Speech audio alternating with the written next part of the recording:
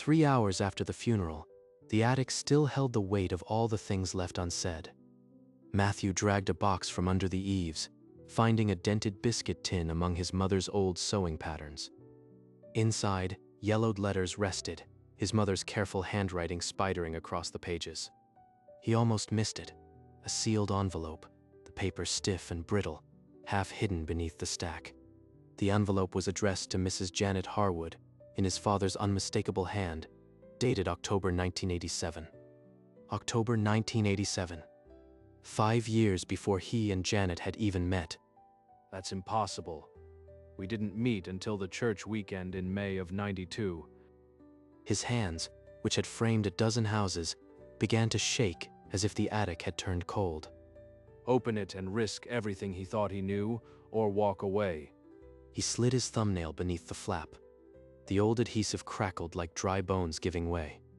He pulled out 2 brittle sheets, covered in his father's meticulous cursive. The ink faded to sepia. The salutation froze him. "Dear Margaret, thank you for agreeing to the introduction we've discussed. As we agreed, the forgiveness of the $90,000 loan your husband defaulted on will be finalized upon their meeting at the church singles weekend." $90,000. Father bought me a wife 5 years before we ever met. "I trust you will encourage Janet appropriately. She will find Matthew to be a good man." His eyes flicked to the date at the top, October 12, 1987. 5 full years before the singles weekend where he'd first laid eyes on Janet. Matthew let the pages fall into his lap, staring at the dusty rafters as the world rearranged itself. My whole marriage, 30 years of what I thought was real, was a deal signed in secret. He didn't know how long he sat there, the scent of old paper and loss thickening the air around him. The summer of 1992 flickered back with startling clarity. The musty basement of St. Gabriel's, the smell of stale coffee, and Janet's warm smile. Everyone said it was meant to be. I believed them. But the letter in his hands stripped that memory clean, leaving only the cold architecture of a transaction. He flattened the creased page and read his father's closing words. "I trust everything will proceed as outlined." As outlined, like a building permit. His father's signature at the bottom, penned with the same steady hand that had signed Matthew's birth certificate, felt like a forgery on his entire life. 3 decades of anniversaries, children's birthdays, and quiet Sunday mornings, all built on a secret deal neither of us knew about. He could not sit with this poison any longer. Whatever it might cost, he had to hear Janet's side. He stuffed the letter into his jacket and rose, leaving the biscuit tin on the floor, the remaining letters scattering like abandoned secrets. As he descended the narrow stairs, the beam of light from the attic window vanished behind him, sealing his father's secrets in the darkness above. Matthew stepped into the hallway, the floorboards creaking under his weight as if even the house sensed something broken. On the living room wall hung a framed photograph from their 30th anniversary, Janet's eyes bright with a trust he no longer recognized. The distant hum of her sedan pulling into the driveway cut through the silence, and his hand instinctively pressed the letter deeper into his pocket. He yanked open the drawer of the credenza and slid the folded paper beneath a stack of old bills, the envelope's edge catching his thumb like a bite. The kitchen door swung open and Janet walked in, grocery bags rustling, her smile faltering the moment she saw his dust-smeared face. "You look like you've seen a ghost, Matthew. What happened?" Just sorting through Dad's things in the attic. Dust got to me. "Did you find anything surprising?" Nothing but old letters and memories. Most of them aren't worth opening. She studied him a beat too long, then nodded slowly, carrying the groceries toward the kitchen while Matthew stared at the drawer that held his father's last secret. Dinner that evening limped along on clipped remarks and the clink of cutlery, each mouthful tasting of things unspoken. "You've barely touched your fish. Is it the funeral lingering, or something else?" Just exhausted, Janet. Sorting Dad's papers stirred up more dust than I expected. She didn't push further, but the deliberate way she laid her fork down carried a verdict he wasn't ready to hear. After dinner, Matthew retreated to the far end of the living room sofa, the hidden drawer in the credenza a dark magnetism at his back. "I know losing Henry is its own wound, But you'd tell me if there were something else pressing on you, wouldn't you? The yes she needed caught in his throat like a fishbone, refusing to surface. He gave a tight nod, then rose abruptly, the sofa cushion sighing as if it too held its breath. I need to turn in. Tomorrow's a long day. Janet watched him climb the stairs without looking back, her tea cooling in her palms, and for the first time in 30 years she felt a locked door between them. Around 2 in the morning, Matthew crept back down to the credenza, retrieved the hidden envelope, and climbed the attic stairs a second time. Under the naked bulb, he slid the pages out and forced himself to read every transaction framed as paternal foresight. His father's closing line, "I trust everything will proceed as outlined," echoed as a cold directive, not a hope. Proceed as outlined. Like a contract signing, not two people falling in love. Suddenly, the singles weekend memory sharpened. Margaret had grabbed his arm and steered him toward a shy woman in blue. She didn't introduce us. She delivered me to her.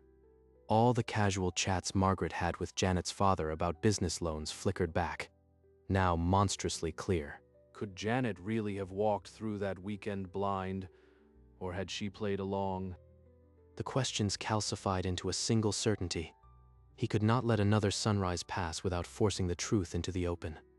He folded the paper and pressed it into his chest pocket, then descended toward a confrontation he would give everything to avoid. Morning light found Matthew standing in the kitchen doorway. The letter held out like an accusation. I need you to read this. Now. Janet took the folded pages, her smile fading as her eyes tracked the date and the careful cursive of his father's hand. October 1987? Matthew, what is this? Why is my mother's name here? Keep reading. The part about the loan and the singles weekend. The air left her in a short gasp. Her knuckles whitened around the edges of the paper. I swear to you, Matthew, I had no idea. Mom never said a word about any deal. She just kept saying I should go to the singles weekend, that I deserved a good man. A good man her mother had already selected? Tears streaked her cheeks, but Matthew's arms stayed folded, the chasm between them widening with every beat of silence. I didn't marry you because of some forgiven debt. I married you because I loved you from the moment we spoke. Kindness bought with $90,000. A foundation so rotten it creaks under every memory. Then let's go ask my mother. If you won't believe me, maybe you'll believe her confession. The challenge dropped into the silence, both a dare and a plea, heavier than the dust motes drifting in the morning light. All right, but if she confirms this, I may never trust anything again, not even what I thought we had. Janet wiped her eyes with the back of her hand and stood, her posture a fragile resolve. He picked up the letter from the counter, its creases now permanent as the damage spreading between them. I need to hear it from her too. Let's go, Matthew. Let's end this. Without another word, they walked to the door, a grim procession of two leaving the house in heavy silence. The front door clicked shut, and outside the car engine started, a sound that felt like a detonation in the quiet morning. The sedan pulled away from the curb, its engine a low growl beneath the suffocating silence that filled the cabin. 30 years of memories, now all soiled by a single folded page. He won't even look at me. Whatever words come next, they'll burn. All those chats about the singles weekend. She practically steered me into your lap. I didn't know. I thought she was just being a pushy mother. Pushy? She traded you for a debt forgiveness? That's not pushy, that's a business transaction. The houses blurred past, their neat lawns a mockery of the ruin unfolding inside the car. When Margaret's house came into view, Janet's hand went to her throat, and Matthew killed the engine. No more half-truths. She tells us everything, or I walk. Janet nodded mutely, and they stepped out into the crisp air, the weight of 5 decades of family secrets pressing on their shoulders. The porch floorboards groaned under their weight as Matthew raised his knuckles to the wooden door. The door swung open, and Margaret stood there, a dishcloth in her hands, her smile crumbling when she saw their faces. Janet? Matthew? What's wrong? You look like you've driven through a storm. We need to come in, Margaret. There's something we have to discuss. Inside the floral-scented living room, Margaret lowered herself into her armchair, her hands beginning to tremble. Matthew pulled the yellowed envelope from his jacket and held it in front of her, the date 1987 glaring like a brand. Oh dear Lord, you found it. Yes, we found it. Now you're going to tell us exactly what it means, and don't leave anything out. Margaret's shoulders slumped, as if a lifetime of careful concealment had collapsed onto her at once. She looked from Janet to Matthew, then closed her eyes, and a single tear traced the deep lines of her cheek. In October of 1987, your father Henry came to see me. I'd been expecting a collection notice. Janet's father had defaulted on a $90,000 loan from Henry. We had no way to repay it. He offered forgiveness in exchange for something I could give, steering Janet toward you at the church event. I knew Matthew was a good man. I'd watched him grow up in church, and Janet was so lonely. I told myself I was helping both of you, that you'd fall in love. And you did. You used me. You traded me to settle a debt, and you never told me. I didn't see it as a trade. I saw a chance for you to meet a decent man. Did my father pressure you, or did you willingly broker your daughter's future? No one forced me. I agreed because I truly believed it was best for everyone. The confession hung in the air, an irrevocable stain that reshaped every memory any of them owned. How could you treat me like a bargaining chip? Like some asset to be traded? I was so afraid for you, Janet. After your father's business failed, I thought you'd never find someone who could care for you. Afraid for me? You signed a contract with another family behind my back? I only wanted to protect you. I saw how withdrawn you'd become. You violated my right to choose. Everything I thought was mine was arranged. The room shrank around them, Margaret's sobs a counterpoint to Janet's fury, while Matthew sat motionless, carved from bitterness. I truly believed you would be happy. Matthew was a good man, and you fell in love. That doesn't make it right. You never gave me a chance to decide my own life. Matthew, in the deepening shadows, spoke only with his silence, his gaze fixed on the wall as if the wallpaper might offer an explanation. The facts had only twisted the knife deeper, leaving no clear path forward, only the raw aftermath of a lie that had sustained a marriage. I never saw a penny of that loan forgiveness. Let me show you something. With trembling fingers, she pulled a small leather journal from the hutch drawer and opened its yellowed pages to October 1987. I wrote this the night I agreed to Henry's plan. Janet deserves a gentle soul. If Matthew is even half the man Henry claims, she will find joy. Matthew's eyes dragged over the old-fashioned script, his throat tightening at the raw hope bleeding through every careful loop. Janet peered at the page, and the heat in her face dimmed to something quieter, a crack in the armor she hadn't known she wore. She wasn't a monster, just a terrified woman who thought she was mending a broken world with her bare hands. This doesn't change what you did, but it makes it harder to see you as a villain. Your father Henry also thought he was doing right. He spoke of you with such pride, he only wanted you to settle down with a good woman. The words landed like stones in Matthew's chest. His father, too, had been trapped in a logic he couldn't recognize as cruel. I need some time. Right now I can't tell where the love ends and the lies begin. A long silence settled, then Matthew turned back to Margaret, his voice roughened by the weight it carried. Tell me about my father. Was this control, or did he genuinely think he was doing right by me? He loved you more than any boy I ever watched grow. Every Sunday he prayed aloud for your future. He told me he'd watched you work yourself to exhaustion and feared you'd never let anyone in. She's describing a father I never saw, one who schemed because he cared, not because he owned me. I remember him at the wedding reception. He told me to look after you. Said I was the best thing that had happened to you. He believed he was giving you a gift, not buying you a wife. It was wrong, but it was love, Matthew, twisted love. The word gift clattered around the room, too jagged to hold and too heavy to discard. I need to go home. I can't make sense of this here. Janet rose with him, her hand hovering near his arm but not touching, a gesture that contained an entire marriage of uncertainty. Matthew, before we walk out that door, do you think what we had was ever real? Because right now, I'm not sure. I've been asking myself that since I opened the envelope. I don't know, Janet. That's the problem. Please, don't do this. Don't let my mistake destroy what you built together. The room held its breath, the only sound Margaret's choked plea hanging between them like a fraying rope. You don't get to ask that of us, Mom. Not after what you did. We'll get through this, or we won't, but we can't figure it out here. Margaret's trembling hand reached toward them, then fell back into her lap, a gesture of surrender.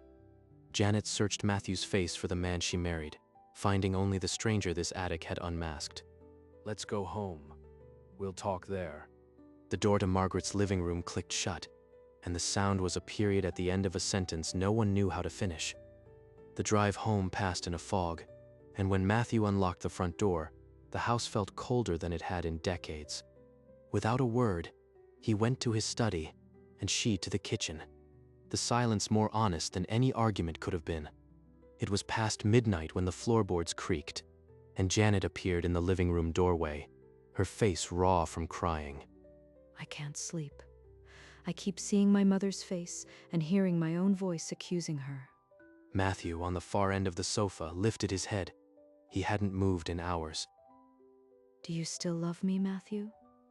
I don't know how to stop loving you, but I don't know how to trust that any of it was real. Neither do I. But I can't imagine waking up in this house without you. Then we try, knowing the ground might give way under us.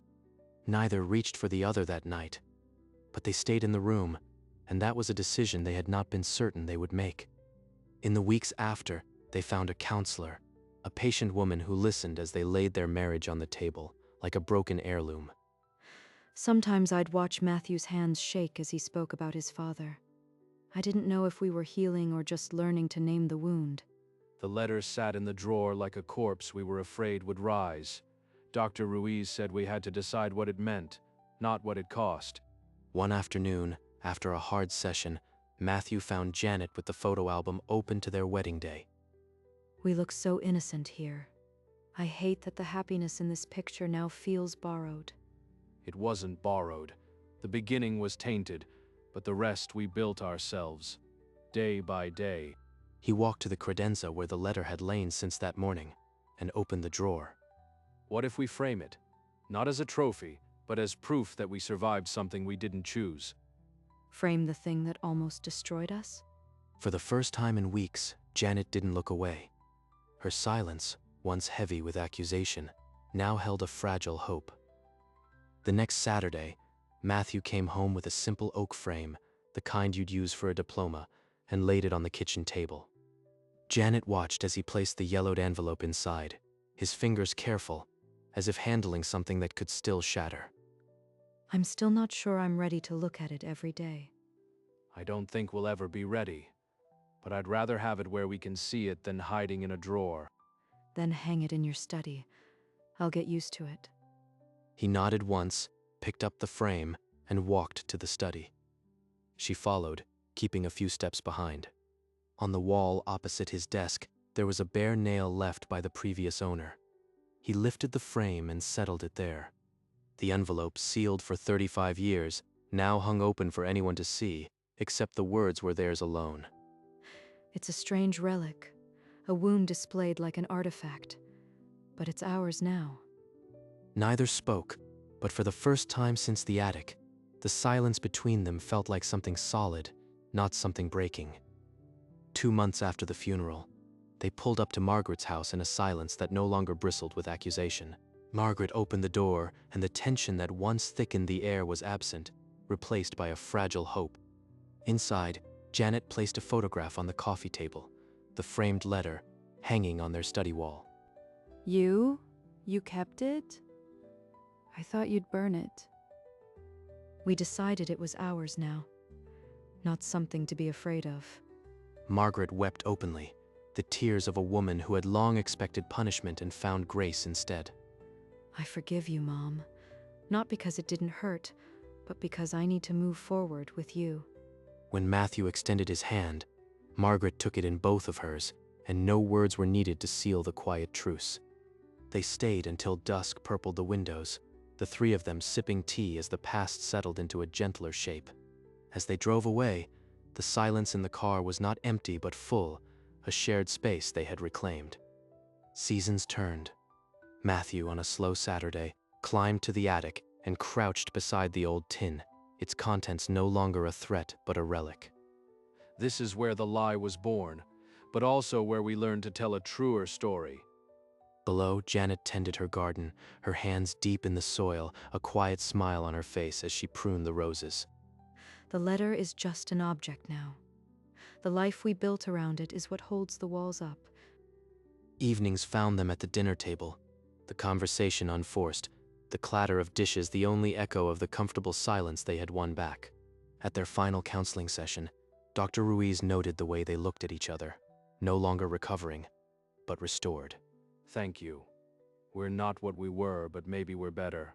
The framed letter endured on the study wall, a strange artifact that visitors occasionally noticed but never asked about. Remember when you first brought that frame home?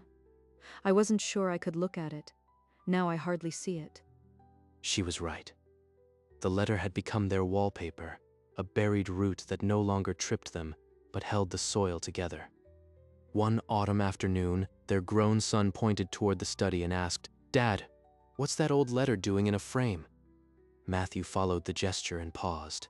The question was simple, but the answer was an ocean. It's a reminder that life is full of mysteries, and sometimes the best things start in unexpected ways. Across the room, Janet looked up from her knitting, her face softening into the quiet smile of a woman who had made peace with a complicated truth. Their eyes met for a brief second, and in that glance was everything they never needed to say aloud. The framed letter caught the fading light, its yellowed paper a silent testament to the resilience that had kept them standing. It's just a thing that needed a home. Some stories aren't meant to be told, they're meant to be kept. Matthew nodded, a weightless acceptance settling where there had once been fracture. The rest of the visit passed in ordinary rhythms: coffee, laughter, plans for the holidays, the letter a quiet sentinel on the wall. When their son left and the door latched, Janet leaned into Matthew's shoulder and whispered, "We kept the important part." Matthew's hand found hers. Late that evening, Matthew returned to the study alone and carefully lifted the frame from its nail. He drew the brittle paper from behind the glass and read it once more, the words familiar now, stripped of their sting. He wrote this thinking he was securing my future. In his own broken way, he was right. Through the window, Janet stood in the garden, her back to him, tending the roses in the last of the twilight. All those years of questioning if any of it was real, and the answer was always standing right there. A swell of gratitude moved through him, not for the deception that had begun their story, but for everything they had built over it. He folded the letter, returned it to its frame, and hung it back, a small, sacred ritual now part of the house's breath. When she came in, dirt on her hands and peace in her eyes, he met her at the kitchen door, and without a word pulled her close. They stood in the doorway, the last of the evening folding around them, a lifetime of ordinary, extraordinary love holding the walls steady. The framed letter remained on the wall, a keeper of secrets transformed into a quiet testament that the truest love is never the one we plan, but the one we withstand.